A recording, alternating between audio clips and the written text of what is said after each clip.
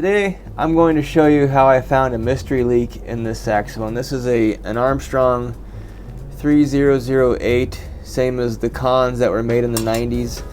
I think they were like 24 M's or something like that. Not very well made at saxophones. Tons of issues, tons of key play.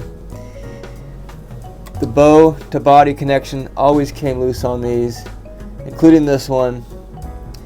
And this one had a neck leak, and you can see I've done quite a bit of fitting to the neck, and it still was leaking. I could not figure out what the heck was going on, so I put a little soapy water on all the joints just to see if I could figure out where the leak was. And if you look,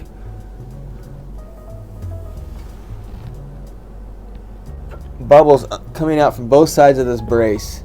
Let's pull this brace off and see what we're working with here.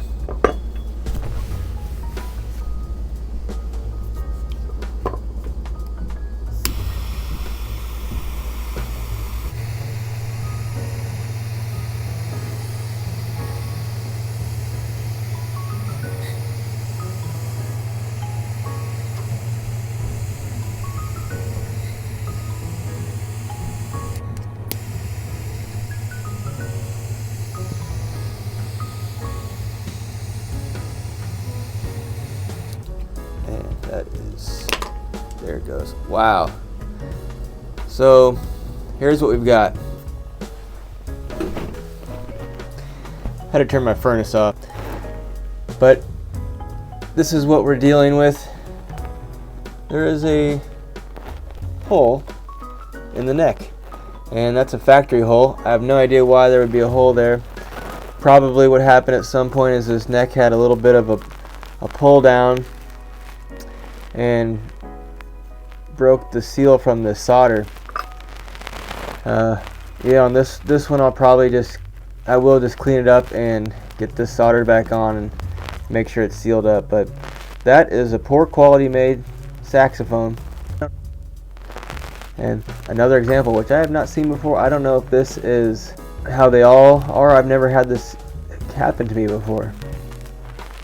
But man, what a piece of junk. Let's get this solder back on. What I'm going to do is just I'll heat up the old solder, wipe it off, and then I'll actually sand it and clean that surface on both sides. Get some soldering clips, clip it back on, and then solder it back on. With all that heat, I did knock off the little neck guide as well, so we'll get that soldered back on. Okay, so let's get rid of this old solder.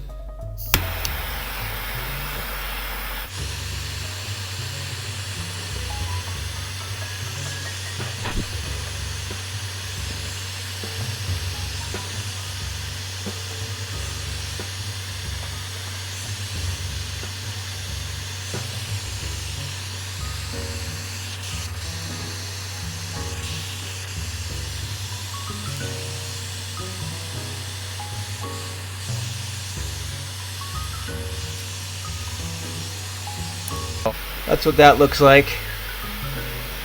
And next I'll just sand the rest of that off and get down to bare brass. I'll do the neck brace the same way. These are just parallel pliers with a smooth jaw so they won't damage the finish. This is thin brass, so it'll actually heat up and clean off a lot quicker than the neck material. You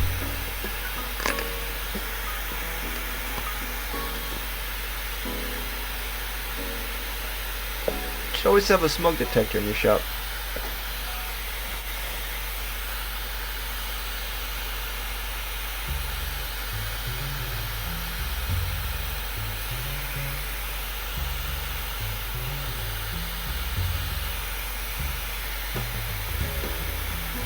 Okay, so that's how clean I want that. We'll sand down the solder.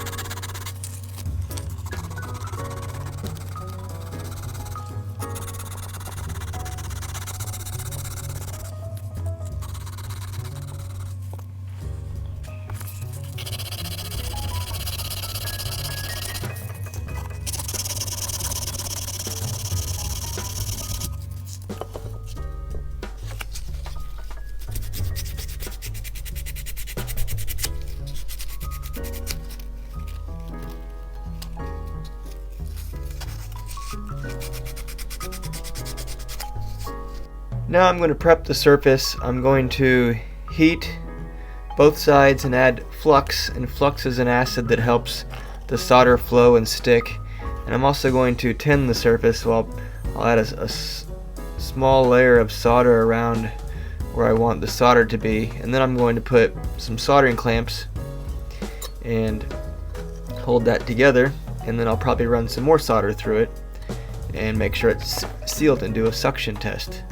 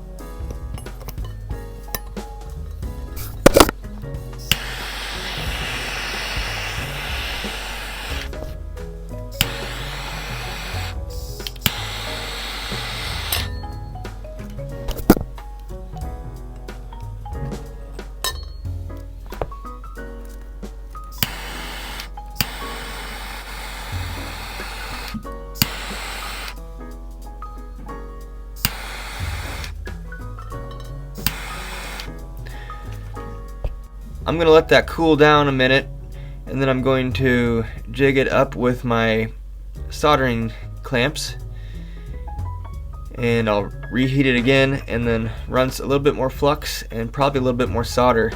Normally on something like this it doesn't have to be airtight because there isn't a hole in the neck, and perhaps if this was a professional horn or a saxophone that wasn't a beat up marching horn, I may spend more time and actually braze that hole, but in this case it's a kind of a high school backup marching horn, so I think it'll function just fine and be just fine for what they're doing. Also, if this was a professional saxophone it wouldn't have a hole in the neck. I don't think any manufacturer has a hole in the neck there except these very poorly made UMI Armstrong King saxophones. Also, if this was a professional saxophone it wouldn't have a hole in the neck. I don't think any manufacturer has a hole in the neck there except these very poorly made UMI Armstrong King saxophones. Okay, so I get the brace clamped where I want it. It's going to be not going to be flush because I already have solder in there. I'm just going to heat it up. Hopefully it'll kind of lay where it's supposed to lay. We'll find out here in a second.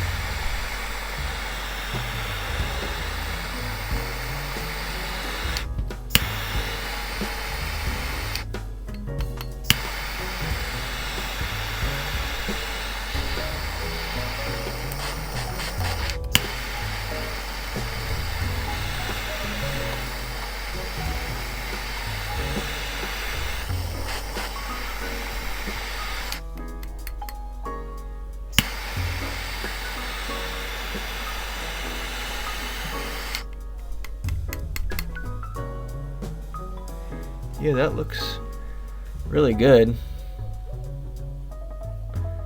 So now I'm just going to set it here.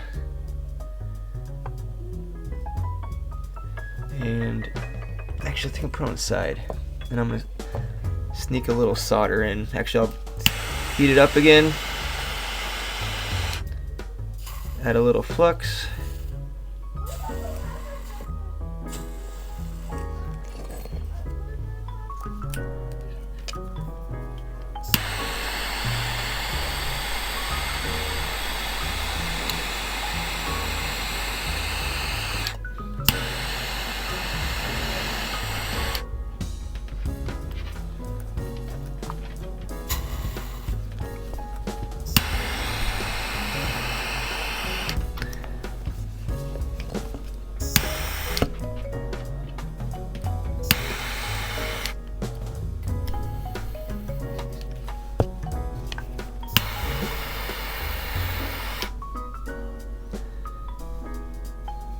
probably good. Let's let that cool down and do a suction test.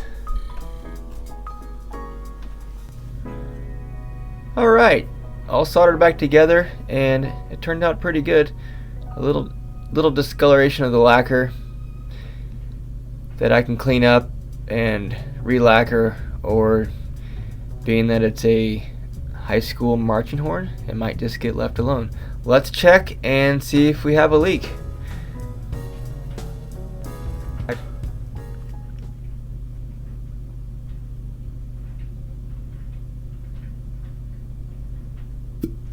Sit there for a long time and there's no air leaking through, and that will solve some weird issues this saxophone was having. My name's Scott Reed.